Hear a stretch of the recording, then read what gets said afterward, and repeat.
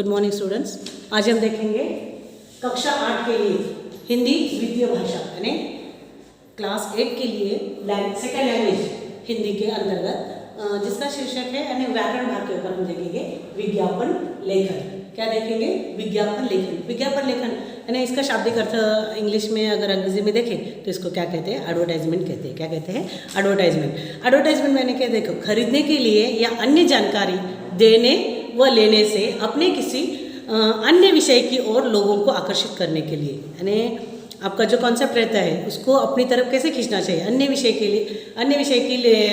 विषय की ओर लोगों को आकर्षिक करने के लिए किया जाने वाला जनसंचार विज्ञापन यानी कि एडवर्टाइजमेंट कहलाता है। जनसंचार यानी लोगों के द्वारा लोगों तक पहुंचाने के लिए जो आप काम करते हैं जनसंचार के लिए, उसको एडवर्टाइजमेंट कहते हैं अथवा विज्ञापन कहा जाता है।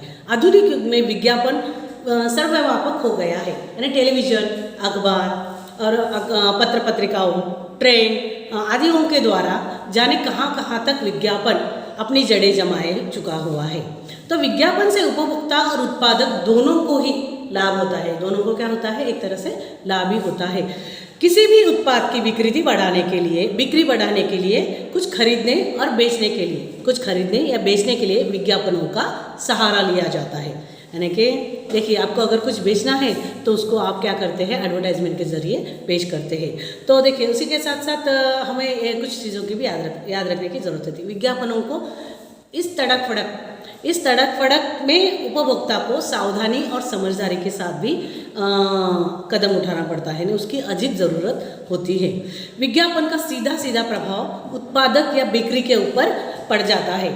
किसी भी उत्पाद की सफलता आज के दौर में अगर देखें तो काफ़ी हद तक उसके विज्ञापन पर ही निर्भर होती है। अगर किसी वस्तु को आपको बेचना है तो उसकी जो विज्ञापन के ऊपर ही उसके आधे से ज़्यादा निर्भर होती है उसकी बिक्री और खरीदी। और सेकंड पार्ट जो है उसकी क्वालिटी के ऊपर अथवा उसकी गुणवत्ता के ऊपर देखा जा सकता है। और उत्पादन में कितने ही गुण हो, किंतु यदि प्रभावशाली विज्ञापन द्वारा अगर आप विज्ञापन आपका प्रभावशाली हो, यानी कि इतना इफेक्टिव होना चाहिए कि देखते ही लोग उसकी तरफ आकर्षित होना चाहिए, और साथ ही साथ उसकी विज्ञापन की जानकारी उपभोक्ता तक पहुंचनी चाहिए। उपभोक्ता तक पहुंचने तो उत्पादक और बिक्री यह क्या होती है? एक सीमा तक रह जाती है। इसके विपरीत कम गुणवत्ता वाली वस्तु अच्छे विज्ञापन द्वारा बाजार में अपनी पकड़ क्या करते हैं? मजबूती से रखते हैं, मजबूत करने में सफल हो जाते हैं। और जिसका सीधा प्रभाव किसके ऊपर पड़ता है? बिक्री के ऊपर पड़ता है। तो देखिए, सबसे पहले हम देखेंगे विज्ञापन लिखने के लिए कुछ महत्वपूर्ण बातें हैं। तो कौन सी बातों के ऊपर ध्यान रखना पड़ता है? सबसे पहले तो विज्ञापन की भाषा कैसी होनी चाहिए? सरल होनी चाहिए। कैसे होनी चाहिए? सरल होनी चाहिए। और विज्ञापन कम से कम शब्दों में हो, यानी कि थोड़े से शब्दों में बहुत कुछ दिखा जाए, समझ में आ जाए, लोगों को देखते ही अट्रैक्टिव होना चाहिए, वैसी भाषा शैली हो। और कम से कम शब्दों में ज़्यादा से ज़्यादा व्यक्त हो। भाषा सरल और उपभोक्ता की समझ में आनी चाहिए। भाषा शैली कैसी होनी चाहिए? बहुत ही सहज और सरल होनी चाहिए, और जो उपभोक्ता है उसको समझ में आ जानी चाहिए। और साथ ही साथ शब्द सीमा निर्धारित हो। अगर आपको परीक्षा में देखा जाए उसकी शब्द सीमा रहती है, इधर फंबट पसारा है कि ज़्यादा लिखने की ज़रूरत नहीं। जो आपका कॉन्सेप्ट है, केंद्र बिंदु उसके ऊपर ही रहना चाहिए, नहीं तो विषय से हटके आपका एडवर्टाइजमेंट वो सफल नहीं हो सकता। तो इसलिए आपकी शब्द सीमा निर्धारित होनी चाहिए। अगर उदाहरण के तौर पर आपको 20 से 30 शब्दों में आपको विज्ञापन दिया जा रहा है, तो आपको निजी शब्द सीमा में आपका विज्ञापन तैयार करना चाहिए। उसके बाद मिश्रित भाषा का प्रयोग हो। तो देखिए, अगर आप रास्ते पे जाते समय कहाँ पे हाईलाइट्स हो रहा है एडवर्टाइजमेंट, तो आप देख सकते हो कितने अट्रैक्टिव और आकर्षित रहते हैं। उसमें मिली जुली मिश्रित भाषा का प्रयोग किया जाता है। मिश्रित भाषा यानी क्या? अंग्रेजी, हिंदी दोनों भाषा शैली यानी खिचड़ी भाषा का वहाँ पे प्रयोग किया जाता है। छूट, हरी अप ऐसे शब्द दिए जाते हैं, तो फट से लोग क्या हो जाते हैं? उसकी तरफ आकर्षित हो जाते हैं। तो यह क्या है? बोल्डनेस वगैरह ऐसे कुछ शब्द है, वर्ड से आप हाईलाइट्स करने चाहिए, ताकि आपका जो भी विज्ञापन हो वो प्रभावशाली ढंग से प्रस्तुत हो। और उसी के साथ साथ विज्ञापन लेखन के संदर्भ में अगर विद्यालय संदर्भों में विज्ञापन लेखन हो तो क्या करना चाहिए? तो पेंसिल का प्रयोग रंगीन पेंसिल या नॉर्मल पेंसिल से भी कर सकते हो। अगर रंगीन पेंसिल है तो आपका विज्ञापन थोड़ा सा आकर्षित हो जाता है। वैसे तो नॉर्मल पेंसिल से भी आप कर सकते हो। सबसे पहले तो उसको आउटलाइन होनी चाहिए और रंगीन पेंसिल का प्रयोग किया तो बहुत ही अच्छा, अति उत्तम। ऐसा ज़रूरी तो नहीं, लेकिन आकर्षित करने के लिए आप उसका प्रयोग कर सकते हैं। उसके साथ उसकी शब्द सीमा भी होनी चाहिए और साथ ही साथ चित्र सहित विज्ञापन को आकर्षित करता है। अगर आप चित्र दिखा के उस विज्ञापन के बारे में कुछ लिख रहे हो तो वो क्या करता है, ग्राहकों को अपनी ओर आकर्षित करता है। और उसी के साथ साथ बिक्री के लिए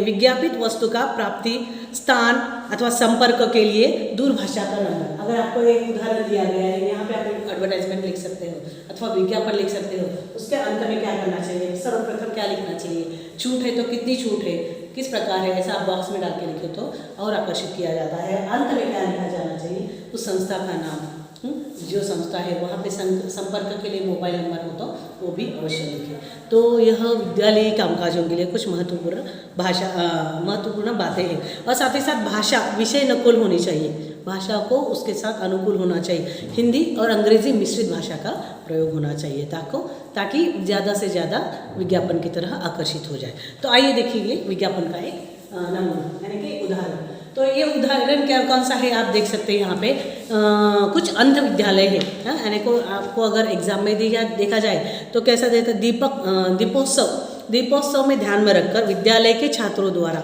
यानी दीपावली के दौरान यानी कि दीपोत्सव को ध्यान में रखकर विद्यालय के छात्रों द्वारा बनाए गए दीपों और मोमबत्तियाँ, दीपों यानी कि दीप प्लूरल है इसलिए दीपों और मोमबत्तियाँ द्वारा बिक्री हेतु विज्ञापन यानी बिक्री करने के लिए यहाँ पे विज्ञापन दर्शाया गया है। तो देखिए सबसे बड़ी महत्वपूर्ण बात जो है, आपको यहाँ पे एक ऐसा बॉक्स बना लेना चाहिए। बॉक्स बना के आपको जो भी लिखना है, तो यहाँ पे विषय क्या है, अन्य विद्यालय के छात्रों द्वारा निर्मित। तो ये हेडलाइन हो गई। उसके बाद जो दिया है आप यहाँ पे लिख सकते हैं। अगर आप इसके ऊपर छूट भी देनी चाहिए तो भी छूट भी दे सकते हैं। इस तरह किया तो पट से आकर्षित हो जाएगा, यानी आप किसका एडवर्टाइजमेंट अथवा विज्ञापन कर रहे हैं यहाँ पे ये दर्शाता है। तो ये दोनों अगर ऐसा किया जाए तो झट से आकर्षित हो जाते हैं ग्राहक आपकी ओर, तो देखने के लिए इच्छुक होते हैं। और कलरफुल है तो और भी ज़्यादा, वे रंगीन चित्रों में है तो उससे ज़्यादा अट्रैक्शन हो जाता है। तो आइए देखिए किस प्रकार करते हैं। यहाँ पे दियों के और मेणबत्तियों की विज्ञापन दिखाई गई है। तो यहाँ पे 2 दीप दिखाए और मोमबत्तियाँ। तो हम आकर्षित कैसे करना चाहिए, लिख के कम से कम शब्दों में कैसे प्रभावशाली होना चाहिए। तो आइए दीपावली मनाइए, तो ग्राहक को आकर्षित करने के लिए न्याय है। आइए दीपावली मनाएं, अपनों के हाथों से बने दीपक मोमबत्तियाँ जलाएं, यानी अपने के। देखिए एक भावनात्मक अगर संबंध बनाना है ग्राहकों के साथ तो इस प्रकार के वाक्य अथवा स्लोगन यहाँ पे लिख सकते हो। अदरवाइज आप कह सकते हैं रैमिंग वर्ड्स के द्वारा आप विज्ञापन लेखन कर सकते हो। तो अंत में क्या लिख सकते हैं यहाँ पे, उजाला सहकारी उत्पादन संस्था। जैसे आप कौन से भी अगर प्रश्न में दिया गया है तो आप वो भी लिखिए, अन्यथा कौन सा भी लिख सकते हैं। और संपर्क के लिए जो स्थान है दिल्ली मैंने लिखा है, और यहाँ पे संपर्क के लिए कौन सा भी नंबर आप यहाँ पे कॉन्टैक्ट नंबर दे सकते हैं। तो इस प्रकार प्रभावशाली ढंग से आपका विज्ञापन तैयार हो जाता है और ग्राहक की आपकी ओर आकर्षित हो जाते हैं। तो फिर देखेंगे अगला टॉपिक। तो अब देखेंगे संवाद लेखन। संवाद लेखन यानी क्या, संवाद लेखन किस लिए किया जाता है। संवाद लेखन यानी डायलॉग यानी कि संवाद किसका अर्थ है, संवाद यानी क्या, सम जमा वाद, यानी इसका सम्यक ज्ञान अथवा सम्यक बोलना, उसको क्या कहा जाता है, संवाद लेखन। तो आप देखें तो संवाद लेखन लिखने की कला है, लेकिन संवाद किसके बीच होता है, 2 व्यक्तियों के बीच होता है। 2 व्यक्तियों के बीच होने वाला बातचीत यानी ओरली होती है, यानी हम जो बोलते हैं मौखिक भाषा है, लेकिन जब वो लिखते हैं वो क्या कहलाती है, लिखित भाषा का रूप कहलाती है। तो अब सबसे पहले हम देखेंगे संवाद यानी क्या। शब्दकोश में संवाद शब्द के अनेक अर्थ दिए गए हैं। संवाद शब्द क्या दिए गए, अनेक अर्थ दिए गए हैं, जिनमें प्रमुख है बातचीत यानी क्या, एक दूसरे के बीच होने वाली वार्तालाप, बातचीत करना, कथोपकथन करना अथवा वाद विवाद करना आदि। अंग्रेजी भाषा में इसके लिए शब्द आया है, कौन सा शब्द है, डायलॉग, यानी इसका अर्थ क्या है, एक विशेष प्रकार से बातचीत से किया गया है अथवा लिया गया है। इनमें एक के बाद दूसरा व्यक्ति बात करता है, जब पहला व्यक्ति बात करता है और उसके उपरांत दूसरा व्यक्ति बात करता है, और वो 2 व्यक्तियों के बीच की जो वार्तालाप होती है उसको क्या कहा जाता है, डायलॉग। लिखने की एक विशेष शैली होती है, डायलॉग हुआ, और वह भी लिखने की क्या है, एक कला अथवा एक शैली होती है। शैली भी स्वीकार की गई और उस शैली को भी स्वीकार किया गया है, जिसमें एक के बाद दूसरे का नाम आता है और उसके समक्ष यानी उसके सामने उसके द्वारा कहे गए भावों को रखा जाता है। वो क्या कहलाता है, संवाद। यह प्रसंग इसी तथ्य को स्वीकार करता है। संवाद यानी क्या, संवाद बातचीत की कथोपकथन की वह भाषा शैली है जिसके अंतर्गत लेखक गद्य की चलाऊ क्रमबद्धता और स्वीकार न करके हर पात्र को स्वतंत्र रूप से उसके नाम यानी नाम के साथ लिखता है और उसके सामने कहे उसके मन में उठने वाले मनोभावों को प्रस्तुत करता है। उसे क्या कहा जाता है, संवाद लेखन। यानी गद्य को पढ़ते हुए या लिखते हुए जब यकायक संवाद बीच में आता है, यानी जब गद्य हम पढ़ते हैं उसके बीच जब हम बातचीत करते हैं अथवा पढ़ते हैं तो यकायक अचानक ही क्या होता है, संवाद बीच में आ जाता है। तो स्वाभाविकता, सरलता एवं रोचकता का प्रतीक होती है। संवाद का सर्वाधिक महत्व प्रयोग नाटक, एकांकी, रूपक, फिल्म आदि में देखने को मिलता है। यानी कि चूँकि नाटक आदि को मंच पर खेला जाता है। नाटक को अगर प्रस्तुत करना है तो कहाँ करते हैं, मंच के ऊपर प्रस्तुत करते हैं। लेकिन अगर आप देखो यहाँ पे हर एक पात्र का अपना ही महत्व होता है, हर एक पात्र का अपना ही महत्व होता है। अतः संवादों का सहारा लेना पड़ता है। देखो नाटक करना है तो उनको संवादों का सहारा लेना पड़ता है। और संवादों को लिखते समय यदि कोई क्रिया अनुक्रिया हो रही है तो पात्र के कथोपकथन में कोष्टक यानी कि ब्रैकेट दिया जाता है। ब्रैकेट क्यों देते हैं, उसे लिख दिया जाता है जिससे कि घटना में बातचीत हो, अगर कुछ भाव हो, एक्सप्रेशन हो दिखा रहे हैं तो आप क्या करते हैं, संवाद लेखन में ब्रैकेट में उसको लिख देते हैं। उदाहरण में हम देखेंगे। फिर उसके बाद देखिए, केवल नाटकों में ही संवाद का प्रयोग किया जाता हो ऐसा नहीं, अनेक साहित्यिक विधाओं में कथोपकथन के रूप में इसका प्रयोग अथवा सहारा लिया जाता है। अतः छात्रों को संवाद लेखन का भी उसी के साथ छात्रों को भी संवाद लेखन लिखना उतना ही महत्वपूर्ण है। तो संवाद लेखन लिखते समय कुछ ऐसी ही महत्वपूर्ण बातें हैं। तो उसमें महत्वपूर्ण बातों में हमें किन किन बातों का ध्यान रखना चाहिए। तो सबसे पहले देखेंगे, पहली महत्वपूर्ण बात यानी कि संवाद छोटे हो। संवाद कैसे होना चाहिए, लिखते समय छोटे हो और स्वाभाविक और रोचक होते हैं और रोचक भी होना ज़रूरी है। जो पाठक और श्रोता का अपनी ओर ध्यान आकर्षित करके खींचे और संवाद परस्पर संबद्ध हो। और उसी के साथ तीसरी जो है, संवाद भाषा शैली अथवा संवाद पर विषयों पर पात्रों को अनुकूल होना चाहिए और संवाद में औपचारिकता का तथा रूखापन नहीं होता। संवाद में रूखापन वगैरह नहीं होता। सरस और आत्मीयता का सदप्रयोग करना चाहिए। संवादों का प्रयोग किया जाता है और संवादों की भाषा प्रवाहमयी हो। उसकी भाषा शैली भी बहुत महत्वपूर्ण है। तो उसकी भाषा कैसी होनी चाहिए, प्रवाहमयी होनी चाहिए और बनावटी भाषा का प्रयोग नहीं किया जाता। भाषा की गरिमा को भी ध्यान में रखा जाता है। और साथ ही साथ संवाद लेखन में पात्रों को मनोभाव, विचार, मुद्रा आदि क्या करना चाहिए, हमें ब्रैकेट अथवा कोष्टक में लिखना चाहिए। यानी संवादों में भावानुसार विराम चिन्ह यानी जो अर्धविराम, अल्पविराम, प्रश्न चिन्ह हो, क्या है, विराम चिन्हों का प्रयोग करना हो तो वह उचित जगह पे उसका प्रयोग करना चाहिए। ये श्रोता भावों तथा उसके साथ सही वाहक होते हैं। तो यहाँ पे दर्शाया जाता है। ये तो क्या है, कुछ महत्वपूर्ण बातें हैं जो संवाद लेखन लिखते समय करनी चाहिए। और साथ ही साथ भाषा कैसी हो, शब्द संख्या कितनी हो, इसमें भी शब्द संख्या सीमित होती है। किस प्रकार, देखिए, भाषा का प्रयोग छात्रों को करना है तो अतः उसके कठिन होने की कल्पना भी नहीं की जा सकती। भाषा पात्र विषय अनुकूल होनी चाहिए। जैसे कि अब अगर हम देखें शाहरुख खान का एक उदाहरण, शाहरुख खान के साथ अगर आप बातचीत कर रहे हो तो अंग्रेजी शब्दों का प्रयोग किया जा सकता है, परंतु यदि संवाद दो मित्रों के बीच में हो तो सहज भाषा होनी चाहिए, वरना मौलिकता समाप्त हो जाएगी, उसकी मौलिकता समाप्त हो जाएगी।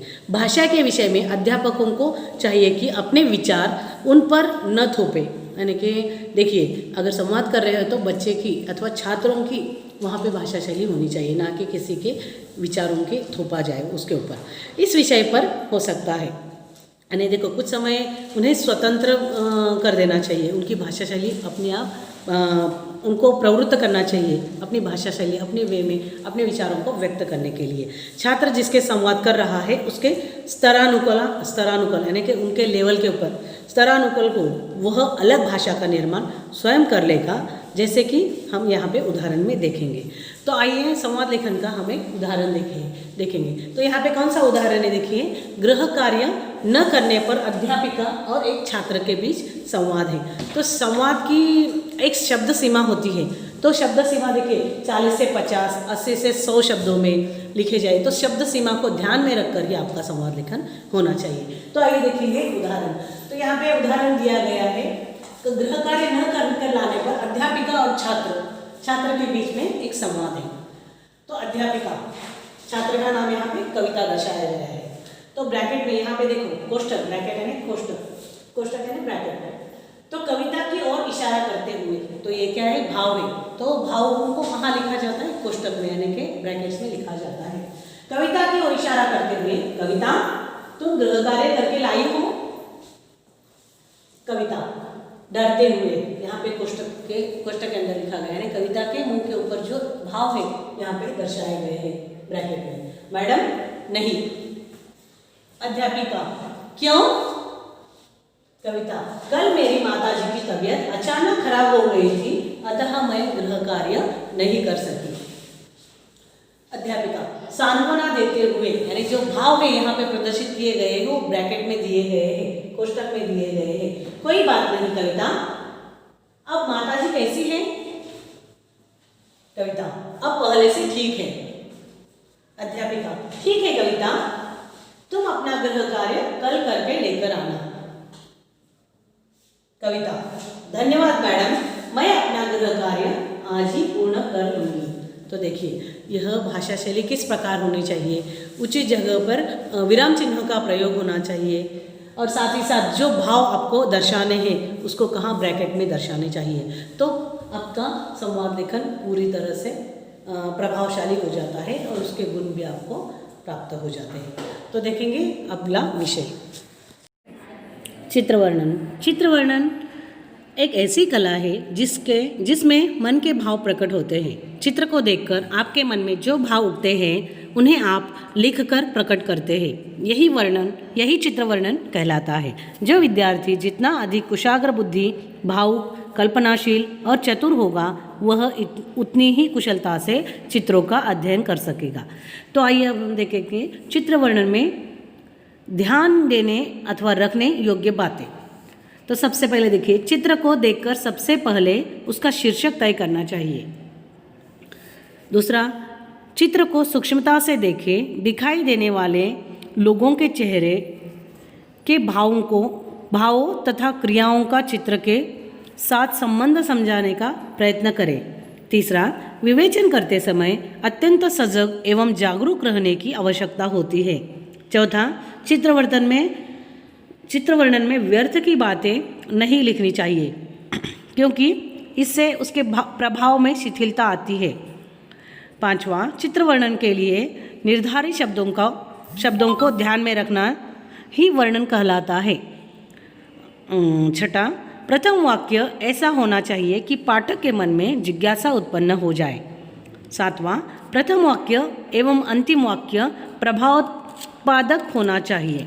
यानी ये सब क्या है, चित्रलेखन करते समय कुछ महत्वपूर्ण बातें। तो आइए देखेंगे अगला उदाहरण। देखिए, अगर आपको परीक्षा में दिया जाए तो किस प्रकार प्रश्न पूछा जाता है, तो एक उदाहरण है।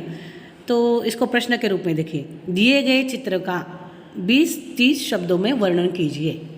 तो आपको इस चित्र को ध्यानपूर्वक देखना चाहिए और उसके अंदर जो भाव है आपको शब्दों में लिखना चाहिए।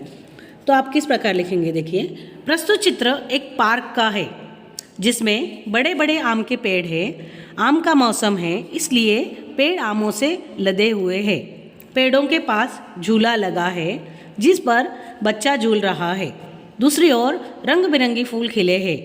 माली फूलों में पानी दे रहा है। आजकल प्रत्येक कॉलोनी में एक पार्क बनाया जाता है जहां तरह तरह के झूले लगाए जाते हैं। बच्चे पार्क में खेलते हैं। इससे उनका मानसिक व शारीरिक विकास होता है। बड़े बूढ़े प्रातःकाल पार्क में जाकर व्यायाम करते हैं। व्यायाम से स्वास्थ्य अच्छा रहता है। तो इस प्रकार आप इस चित्र वर्णन को शब्दों में पिरो सकते हैं, अथवा ये चित्र वर्णन यहाँ पे ख़त्म होता है। तो अगला उदाहरण देखेंगे।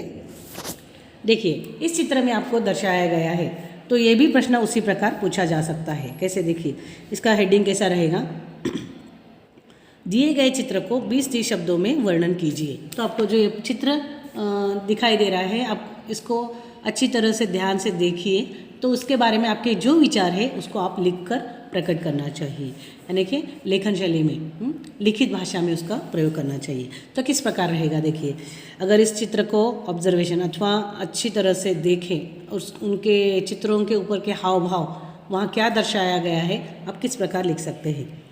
भारत में हिंदू, मुसलमान, सिख, ईसाई, जैन, बौद्ध, मद्रासी, बंगाली, पंजाबी सभी रहते हैं।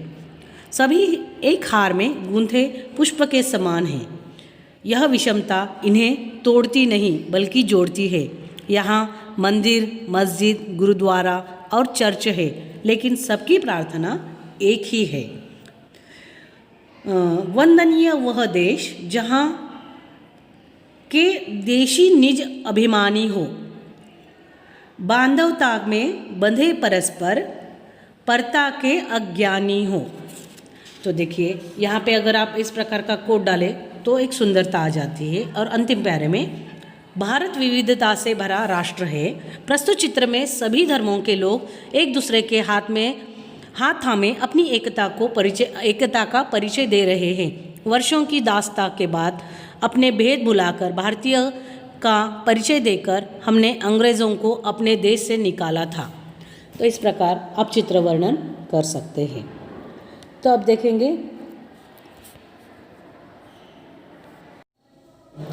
तो हमने आज पढ़ा कि संवाद लेखन यानी क्या, और उसी के साथ साथ हमने देखा कि विज्ञापन कैसे होता है, क्या होता है। इन सभी के नोट जो है PDF करके आपको ग्रुप में भेज दिए जाएंगे। आप उसको अपने क्लास वर्क में कॉपी कर लीजिए। फिर मिलेंगे नई क्लास में, तब तक के लिए धन्यवाद।